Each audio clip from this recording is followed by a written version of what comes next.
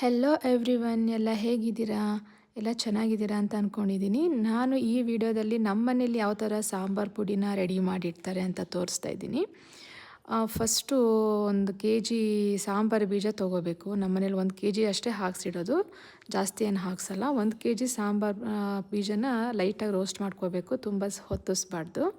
1 kg sambar ಬೀಜಕ್ಕೆ ನಾವು ಒಂದು 250 ಗ್ರಾಮ್ಸ್ ಅಷ್ಟು ಪ್ರತಿಯೊಂದು ಬೇಳೆಗಳು ಲೈಕ್ ಉದ್ದಿನಬೇಳೆ, ಕಡಲೆಬೇಳೆ, ತೊಗರಿಬೇಳೆ, ಹೆಸರುಬೇಳೆ ಅದನ್ನು ಲೈಟಾಗಿ ರೋಸ್ಟ್ ಮಾಡ್ಕೊಂಡು ಇಟ್ಕೊಂಡು, ನೆಕ್ಸ್ಟು ಮತ್ತು ಸ್ಪೈಸಸ್ಸಲ್ಲಿ ಸ್ವಲ್ಪ ಜೀರಾ ಮತ್ತು ಸಾಸಿವೆ, ಸ್ವಲ್ಪ ಮೆಂತ್ಯ ಅದನ್ನು ಲೈಟಾಗಿ ರೋಸ್ಟ್ ಮಾಡ್ಕೊಂಡು ಇಟ್ಕೊಂಡು, ನೆಕ್ಸ್ಟು ಚಕ್ಕೆ, ಲವಂಗ, ಮೆಣಸು ಮತ್ತು ಸ್ವಲ್ಪ ಜಾಪತ್ರೆ ಹಾಕಿದ್ದಾರೆ ಅಷ್ಟೇ.